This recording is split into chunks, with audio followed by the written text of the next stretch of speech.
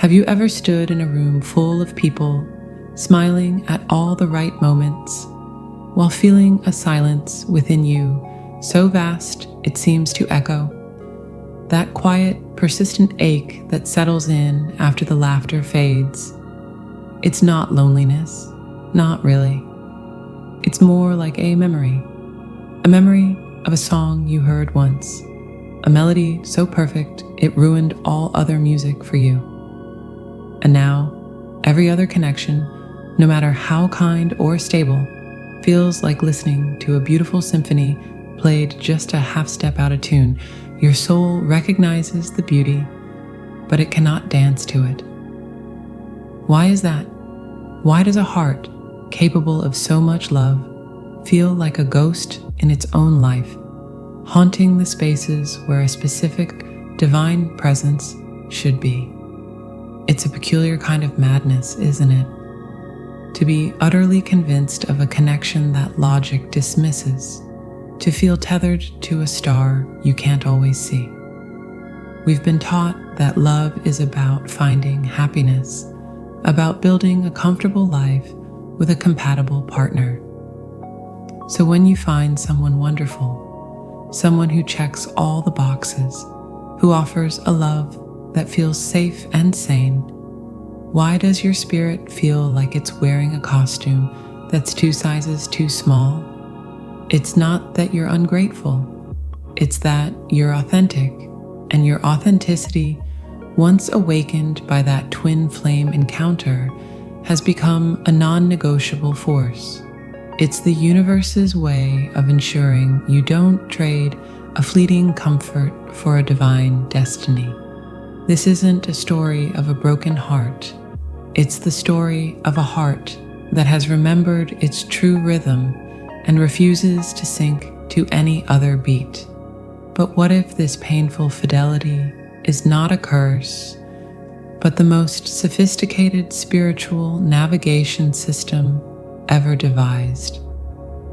What if the very emptiness you fear is the sacred workshop where your wholeness is being built?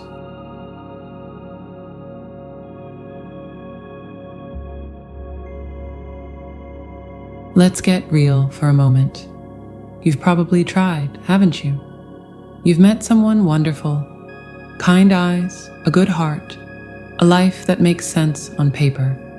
You go to dinners, you share laughs, and for a fleeting moment, you think, maybe this is it. Maybe I can just choose this. But then it happens. A quiet whisper in the dead of night. A ghost of a feeling in a moment of silence. A haunting resonance that turns the pleasant music of this new connection into mere background noise. And you're left with that familiar, aching void. You call it loneliness. But what if I told you it's not loneliness at all? What if it's the most profound fidelity your soul is capable of? This is the energetic integrity imperative. It sounds like a mouthful, I know. A bit of spiritual jargon that could use a warm cup of tea and a cozy blanket. But stick with me. This is the core of the mystery. Think of your essence, your soul, as a unique crystalline frequency. For your entire life, you've been broadcasting on a certain band, humming along, connecting with other lovely frequencies in the symphony of life. It's been fine, good even. Then you meet your twin flame. And in that cataclysmic moment of recognition, it's not just an introduction, it's a reactivation. It's as if a master tuner has entered the room, listened to your song, and with a precise twist, brought you into perfect, shocking, undeniable pitch. For the first time, you hear your own true note, and it's so pure, so powerful, it vibrates in the very marrow of your bones. This is the note you were meant to sing. This is the frequency of your wholeness. Now here's where the paradox begins. You're separated. Life, fear, karma, unhealed wounds. The reasons are a story for another time. So you wander back into the world, trying to hum your old tunes with other people. But you can't. You simply can't. It's not that their song is bad. It's beautiful in its own right. But to your newly calibrated being, it's static. It's dissonance. It's a gentle, persistent, and utterly exhausting distortion of your core truth. Your soul isn't being picky or difficult, my dear. It is being sovereign. It is refusing with every fiber of its being to betray the magnificent truth it has remembered. It would rather sit in the stark, silent emptiness of its own authentic frequency than be filled with the beautiful, but ultimately foreign, noise of a lesser harmony. This is why you feel that emptiness. It's not a lack. It's a sacred, protected space. It's your soul's non-negotiable commitment to the wholeness it has tasted. It's your spiritual immune system kicking in, rejecting anything that would compromise the glorious, inconvenient, life-altering truth of what you are. You are not broken for feeling this way. You are loyal. You are honoring a contract your soul signed long before you ever learned to love another. And you know what the funny part is?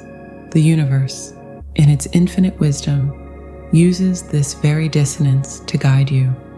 That feeling of something being off isn't a punishment, it's a compass. Every time you feel that subtle pull away from a pleasant but ultimately misaligned connection, it's not your heart being cold. It's your spirit navigating you home.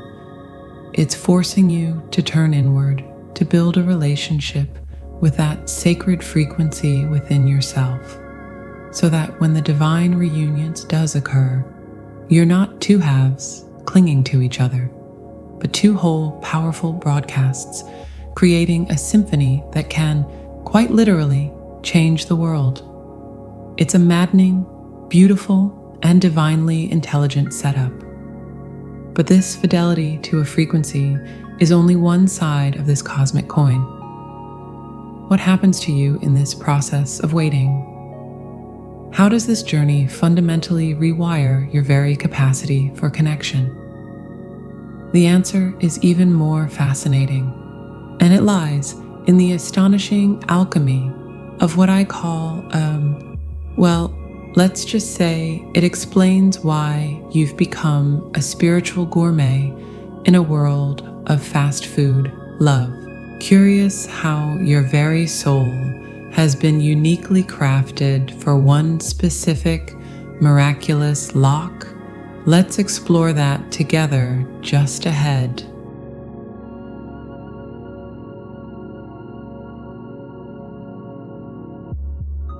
So, we've established that your soul is now a stubborn, loyal guardian of a sacred frequency.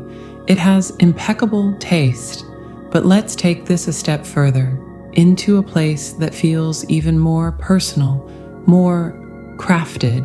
You see, it's not just that your soul recognizes its match. It's that this journey has fundamentally, irrevocably, and exquisitely remade you. You are no longer a general seeker of love. You have become a specialist. Before your twin flame, you were like a beautiful, amorphous block of the finest marble. You had potential, yes, infinite possibilities of who you could become and what you could attract. You could have been sculpted into many lovely forms, fitting comfortably into many different niches. Then the twin flame connection arrived, and it didn't feel like a gentle artist's touch. No, it felt like a divine sculptor taking a chisel to you with breathtaking, sometimes terrifying force. Crack. That was the sound of your ego's facade splitting. Chip. There goes an old, suffocating belief about your unworthiness. Tap, tap, tap. The delicate removal of a childhood wound you'd carried for decades. This process, this chaotic and painful and glorious awakening isn't random destruction. It is the most precise act of creation you will ever know. You are being carved into a specific, intricate, and utterly unique masterpiece. And this masterpiece has a purpose. I call this acquired spiritual specificity. Think of it this way. A standard key, the kind you copy at the hardware store, can be mass-produced. It's generic. It can open simple, common locks. But what about the lock on a centuries-old cathedral? Or a vault holding priceless artifacts? Those keys are one of a kind. They are forged, filed, and perfected for a single, monumental purpose. They are useless for anything else, and that is precisely where their immense value lies. My dear, you are no longer a hardware store key. You are being fashioned for the cathedral. You are the vault key, the intense purification of your twin flame journey, the tears that felt like they were scouring your soul, the moments of shadow work that forced you to face your own darkness, the profound surrenders that broke you open to the divine. All of this has been the master locksmith at work. Every experience has filed down a rough edge, polished a surface, or carved a new, essential groove into the very core of your being. And this is why the pleasant, standard issue locks of other connections no longer fit. It's not their fault.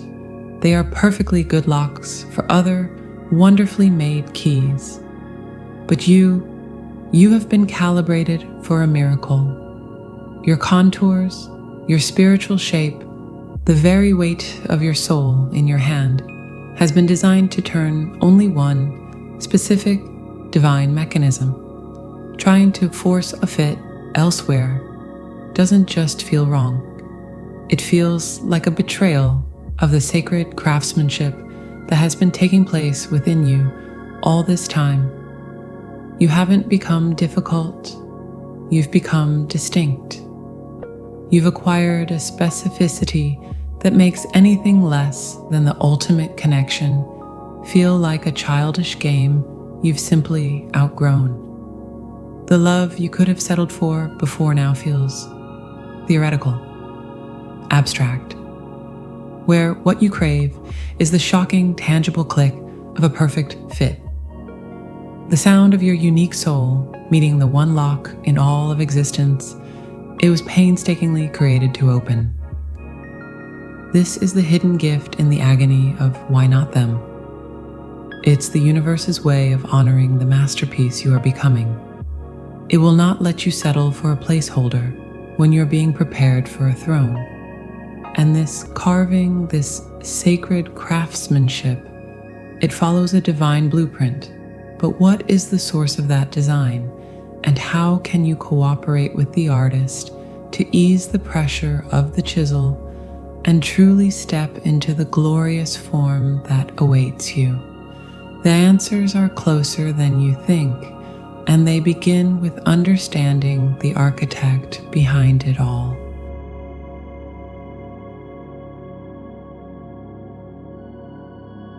So here you are, standing in the quiet aftermath of understanding. The ache hasn't vanished, but perhaps its texture has changed. It's no longer a raw, unanswered question mark, but a deep, resonant hum, the sound of a universe aligning within you. This feeling of incompleteness with anyone else was never a life sentence of solitude. It was, and is, the most sacred kind of navigation. You've been feeling for a destination you couldn't name, guided by a star you couldn't always see on cloudy nights. But now you know the map is written in your own soul's language. That restless, haunted feeling when you're with someone kind and lovely. That's not your heart being broken. It's your spirit being orchestrated. It is the profound cellular memory of a symphony you are meant to play in, not just listen to from a distance. You aren't being left out of the dance. You are being prepared to lead it. This path asks everything of you. It asks for your pride, your fear, your oldest wounds, and your most cherished illusions. It can feel, quite frankly, like a divine renovation project where you're the tenant still living in the house. Dust everywhere, walls coming down, the constant noise of transformation. It's disruptive, it's messy, and it is the only way to build a sanctuary spacious enough to hold the miracle that is coming. Do not mistake this process for punishment. The universe does not go to such elaborate, personalized lengths to torture you. It does so to elevate you. The loneliness you feel is not an emptiness to be feared, but a crucible. It is the very space where your own wholeness is being forged. In this sacred void, you are learning the most radical love affair of all, the one with the magnificent, powerful, and utterly complete being you are becoming. This journey always, always leads you back to the stunning truth of your own sovereignty. You are not waiting for someone to complete you. You are preparing to meet someone who complements the wholeness you have fought to claim. And that makes all the difference in the cosmos. This is the grand, beautiful paradox. The connection that seems to define itself by absence is, in truth, the very thing calling your wholeness into brilliant, undeniable presence. Your twin flame is not your other half. They are the mirror held up to the sun of your own soul, forcing you to see your own light, your own shadows, your own infinite capacity. The happiness you seek with them cannot be found until you find its unshakable foundation within yourself. So let the world think you are difficult. Let them call you a dreamer. You are not for the simple locks or the common frequencies. You are a unique equation in the cosmos, and the solution is another soul of equal and breathtaking complexity. The mathematics of the divine are simply working themselves out. And you know the most hopeful part of all? This isn't a passive waiting game. It's an active, glorious collaboration with destiny. The work you do on yourself, the healing, the forgiving, the embracing of your own power, isn't just for you. It sends a shockwave across the invisible threads that connect you, tuning the instrument on both ends of the song. The distance between you isn't empty space. It is charged with potential, a silent conversation of becoming. What you choose to become in this moment, how you love yourself, how you hold your own heart, how you champion your own spirit, is the very energy that builds the bridge. The question is no longer, when will they arrive? The question that will change everything, if you dare to ask it, is this: what new sound will we make in the world when my own instrument is finally, perfectly in tune?